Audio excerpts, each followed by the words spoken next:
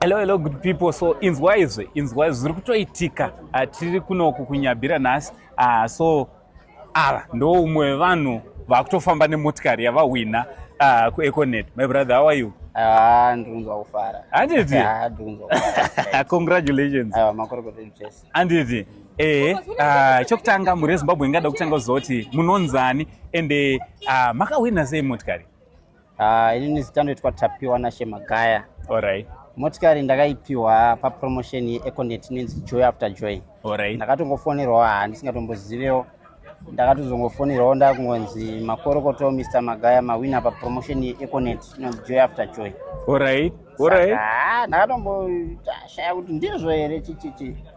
Wanditi kana muchifunga kuti hazvisirizvo ndai kumaofisi eEconet munotarisa. Alright. Munobvunza kuti zvakamira sei, munoudzwa zvese ikoko. Saka ndichingosvika ndabvunza nanda kutunzi makorokoto banana kuti zvinenge zvirotodi zvikumeka sense, vatazotanga kuitwa maradio interviews vakazoya vachishuta mavhidhiyo vachitoti ane makorokoto. Wow. Saka pese papo taingoti zviriko here izvi tarisada kutomboudza vanhu because taitika kuzoroonzwa pane munonyepa asi zvezvi zvanonoti zvaita.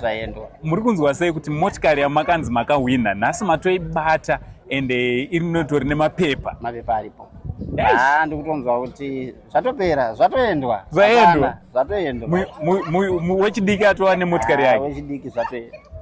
Hazila kuchanetse nekuenda kumabasa? Madhiri anenge adirwa shuga zvamazvo. Hanzi zvaitwa chete neEconet inonzi chi? Econet, Joy After Joy. Wow. Econet, aiwa vanopedza. Congratulations my brother. I'm happy for you.